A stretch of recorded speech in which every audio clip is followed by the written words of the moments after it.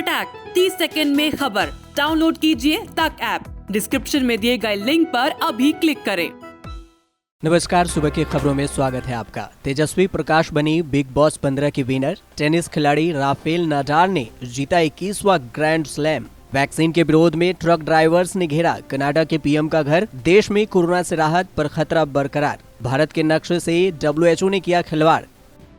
महीनों के संघर्ष के बाद आखिरकार तेजस्वी प्रकाश बिग बॉस 15 की विनर बन गई है। टॉप 3 में पहुंचने के बाद तेजस्वी ने करण कुंद्रा और प्रतीक सहजपाल को हराकर बिग बॉस 15 की ट्रॉफी पर बाजी मार ली। बिग बॉस 15 तेजस्वी के लिए काफी लकी रहा। तेजस्वी ने न सिर्फ 40 लाख रुपए की प्राइज मनी जीती, बल्कि उन्हें नागिन 6 में काम करने का भी ऑफर दिया गया। बिग बॉस 15 की ट्रॉफी जीतने के बाद तेजस्वी प्रकाश ने पेरेंट्स के साथ पहली तस्वीर शेयर की है। ब्लैक ड्रेस में बिग बॉस की ट्रॉफी लिए तेजस्वी पेरेंट्स के साथ काफी खुश नजर आ रही हैं। बिग बॉस 15 की ट्रॉफी जीतने से पहले तेजस्वी प्रकाश ने कलर्स के शो स्वराग्नि में लीड रोल प्ले किया था। शो ने उन्हें एक नई पहचान दी। इसके बाद वो रोहित शेट्टी के शो खतरों के खिलाड़ी सीजन 10 में भी नजर आ चुकी हैं।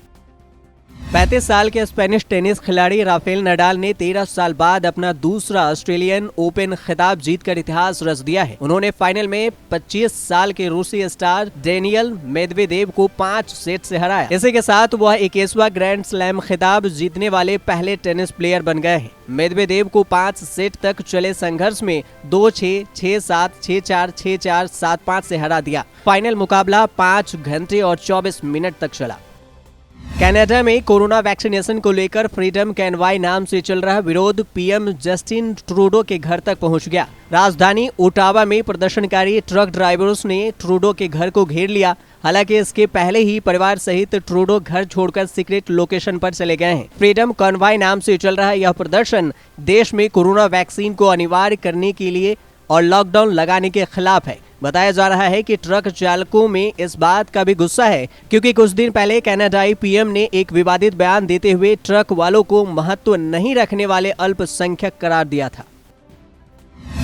देश भर में कोरोना केस में लगातार गिरावट देखी जा रही है। 29 जनवरी को 2,34,000 नए केस दर्ज किए गए। 28 जनवरी को 2,35,000 नए केस मिले थे, तो वहीं 30 जनवरी को 2,08,000 मामले दर्ज किए गए। तीसरी लहर के दौरान 20 जनवरी को सबसे ज्यादा 3,47,000 नए केस मिले थे। खास बात यह है कि दिल्ली, मुंबई समेत देश के सभी प्रमुख शहरों में संक्रमितों की संख्या घटती दिखाई दे रही है। तीसरी लहर आने के बाद देश में पहली बार साप्ताहिक कोरोना केस में गिरावट आई। 24 से 30 जनवरी के बीच 17,05,000 केस दर्ज किए गए, जो कि पिछले हफ्ते के मुकाबले 19% कम है। हालांकि इसी दौरान कुल मौतों के मामलों में भी 31% की बढ़ोतरी हुई है। इस हफ्ते देश का पॉजिटिविटी रेट 15.68% रहा, जबकि पिछले हफ्ते यह 17.28% था। देश में कुल कोरोना केस 4,13,00,000 से ज्यादा हो गया है। 4,95,000 से ज्यादा लोगों की कोरोना से मौत भी हो चुकी है।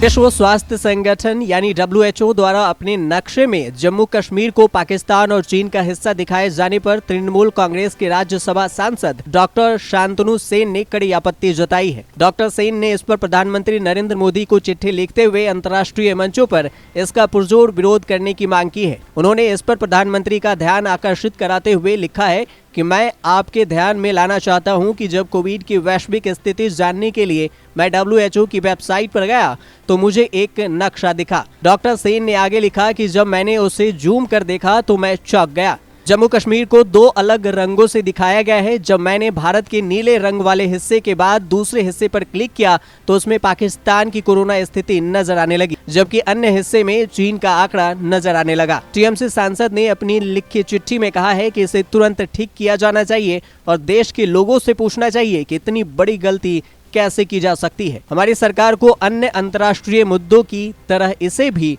जोर शोर से उठाना चाहिए।